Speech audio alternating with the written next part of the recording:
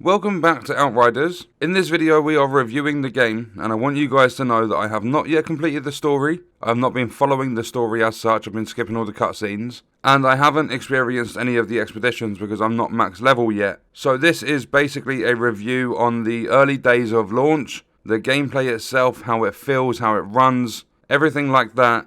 And I'm going to start straight away and say that what they are doing with this game, or what they have done, is unacceptable. Regardless of the game only being out for a few days now and all that sort of stuff that people are going to say to try and defend it, I'm not saying this game is bad, but I will say that the way they're running the servers is an absolute mess.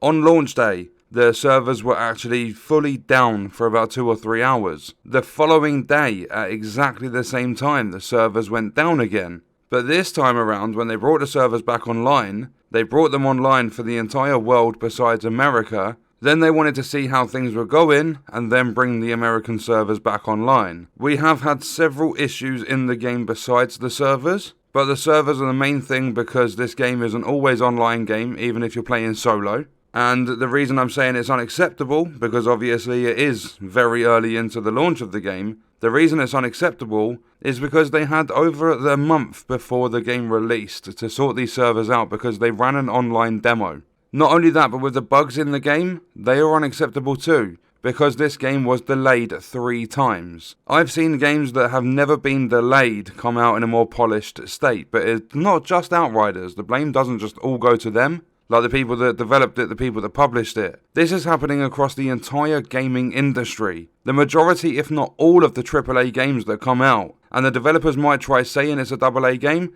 it's got a £60 price tag. That puts it in the category of AAA. So all the AAA games that come out either have server issues, there's bugs in them. The last game I played that didn't have a single bug at launch was, believe it or not, published by EA, so Electronic Arts. And that was It Takes Two, although that was a £35 game, so it would come under AA, and that game was polished from beginning to end. There was not a single thing wrong. We had one dashboard on that game, but I don't believe that was the game's fault. But with Outriders, there has been issue after issue. The servers went down for like 2 or 3 hours on launch day, and it's incredibly tough to sign back in. If you get disconnected, it can take up to like 5 minutes for the game to register that you're trying to get back onto the servers. When you get into matches with your friends, sometimes it'll kick you out. It'll put you into a loading screen and say that you're joining the game even though you are with your friends in the game or with people you're matchmaking with. And when it does that, it puts you into a loading screen as though you are rejoining the game, but that never ever loads you back in. So that's a dashboard have to start again. We did a solid 24 hours. Besides the 2 or 3 hours when the servers went down, we jumped onto the Division 1 and did a few legendary missions. We did an entire 24 hours plus a little bit after the live stream.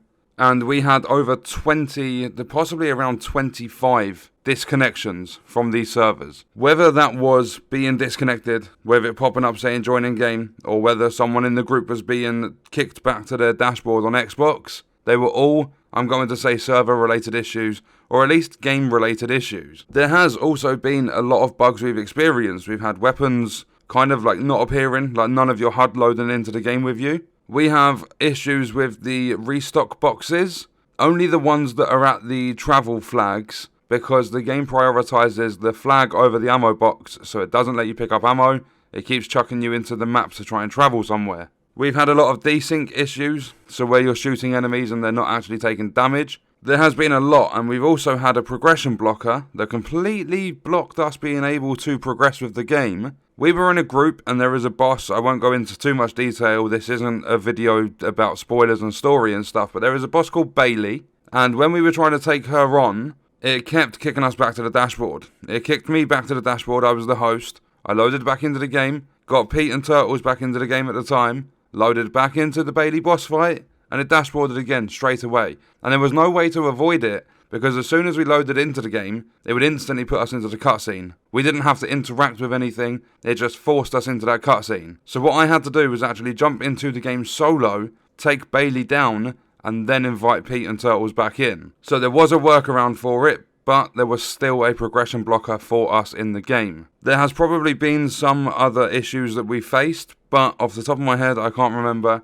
It was a 24-hour solid live stream. We were raising money for charity, So a lot of the focus was on staying awake, keeping ourselves occupied and entertained and stuff. And obviously by the end of it I was exhausted. I had a busy day after the live stream. I was still up for like another 10 hours after or something. But now we're going to move on to the positives of the game, and there are a lot. I'm just going to go over them briefly. I don't want this video being like a 30-minute review. But now we have the negatives out of the way. If you haven't purchased the game yet or anything, you can try and use some of those things that I've told you to make your mind up. But then moving into the positives, and I'm going to start with the fact that this game is co-op. You can play it solo, 2-player or 3-player. The loot in the game so far seems to be very, very good. You actually feel powerful when you're in this game as long as you have stuff on your build that would make you feel powerful. For an example, with the gear, you either get anomaly power, max health or firepower. There are other things that come with the gear as well. You get your mods, but the stats, you'll get like close range damage and things like that on weapons. You'll get anomaly power, firepower, and you will also get max health as some of the stats. The thing is, when I was playing the demo, I thought, okay, maybe some hybrids will work, but as we got further into the main game, I don't think hybrids, unless they are proper min-maxed and the people know exactly what they are doing with the builds, I don't think hybrids are going to be the way to go. So what I've done, even as a Devastator who's supposed to be up close and personal and tanky, I've gone for a firepower build so that my guns are doing a lot of damage. My skills are there as a secondary if I'm in a sticky situation. So what I've done is I get all 5 pieces of my gear, so my armor, whatever you want to call it, I get all of that spec'd into firepower. The game has a very good crafting system. You are able to level up your weapons and stuff. You are able to change their rarity, so if you've got something blue, you can level it up to purple. You can change the mods, you can change one of the attributes, you can level up the attributes and stuff. The crafting system is very good. You don't actually craft like a brand new weapon. It's basically like an upgrade feature, not exactly a crafting one. But it's quite lenient with the prices. It doesn't cost too much, although I would save it until you're at the end of the game because early on before level 30, you're constantly going to be changing gear out, so don't waste your resources. I think in terms of the economy, the scrap doesn't come enough from selling gear, especially early on.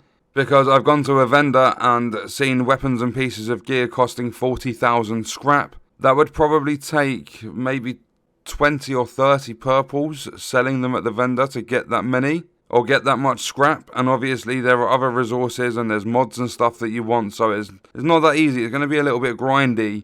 And I don't know if the price is going to go up with legendaries when you're selling them. Like end game sort of high level legendaries. I don't know if the price just for being a higher level will increase that like a lot, enough to sort of balance it out. But I feel that the weapons and the gear from vendors are very, very expensive. So that's crafting, that's some gear. The boss fights in this game are amazing. I didn't actually expect to see bosses as big as they have created them. The mechanics for the boss fights are very, very good so far. I will possibly do an extension to this video or do like an end game review once I've reached the end game, providing the servers actually hold out.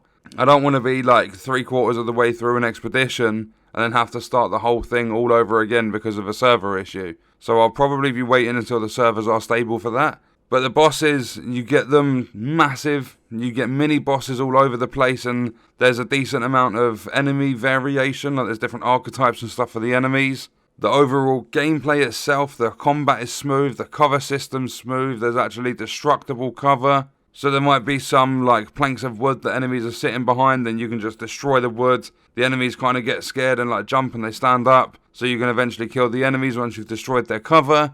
In terms of performance outside of servers, the gameplay is very, very smooth, especially on the Xbox Series X. I've not heard of too many issues on the older generation of the Xbox One. I've not heard of too many issues. Apparently the gameplay performance is smooth in terms of the frame rate and stuff. They obviously added in the motion blur toggle, so you can turn that off because that was really, really bad. Also in the settings under gameplay and not display, which is a little bit weird in my opinion, but under gameplay, there is a thing to smooth out the cutscene camera so it's not as shaky.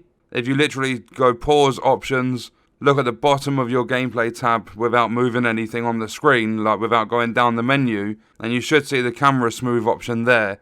Obviously, if you turn it up, it's going to smooth out those cutscenes and make them a lot more stable for you. So overall, it's a pretty good game. Like, it's a very, very enjoyable game. They literally just had the server issues, or have the server issues, because they are still a problem. And all of the crashes and stuff that are happening, there are a couple of bugs here and there. Although I wouldn't say any of it is game breaking. I'd say the server issues are the worst of it, and that's just because it breaks the immersion of going through the levels with a character and stuff. And as I said, it's totally not acceptable to have that going on after you've had a month-long demo. It's not the first game they've ever made, and they also had 3 delays, but I've heard it's P2P, so peer-to-peer servers, which aren't the greatest servers in the world. They're very cheap to run, so we're going to have to see what happens with it. But besides all the server issues, the crashes on Xbox and stuff that we've faced, and other platforms, because I had a lot of people in the chat saying they've just crashed back to their home screen on PlayStation as well. Besides all of those issues, which I'm going to put down to teething problems, even though they're unacceptable, I'm hoping they are squished and the servers are stable within the first week. But besides that, the gameplay itself, the boss fights, the mechanics of the game, the loot system, like all of the gear and everything, it's a lot of fun to actually play this game. They've done very, very well with the structure of the game, with designing it and developing it. The only issues at the moment are the servers and the odd bug here and there. So hopefully all of the negatives get fixed and they all turn to positives, or at least go back to being neutral and not on the negative side. And I am going to rate this game a 7 out of 10, even with all of the issues, because I really do enjoy it that much. I don't think it would ever be a 10 out of 10. I don't know why, I don't feel it's that sort of a game for me. I do absolutely love it, but it's not one of those games that I would ever give a 10. Just because it's a looter shooter, there's going to be a lot of grinding at the end. It's not like a one-off game sort of thing. We've seen a lot of these before, so I don't think it would ever go up to a 10 unless there was out-of-this-world stuff. So like the bosses they've created in this game, but a lot more of those standout innovative features. So from the 7 out of 10, if the servers and stuff were fixed and there weren't as many bugs as we've encountered, so a few less bugs, I'm not saying perfect, not saying fully polished, but a couple less bugs, no server issues, and it would be a 9 out of 10 for me. But because those server issues and stuff do exist, it's a 7, and it will stay that way for as long as the servers and stuff are broken. If it does take them longer than a week, I will not be recommending this game to anyone. And I will have a lot more negative videos on the channel just about how they should have done much better with it. But for now, I'll give them the benefit of the doubt. I'll give them some time to fix all of these issues. And I'd say a week is actually more generous than what some people would give, because I want to play it every day. I want to get to the end game. I want to build up multiple characters and stuff. So I'd say a week is generous, because you shouldn't even have a few days being a big company and having these sorts of issues in your game. But what I'm going to do is leave the video there. Let me know your thoughts and stuff about this in the comments. If there's other things you want to add to your list of negatives and positives compared to what I've said, then feel free in the comments. But that's going to do it for me. I'll see you in the next video. I hope you guys enjoyed it.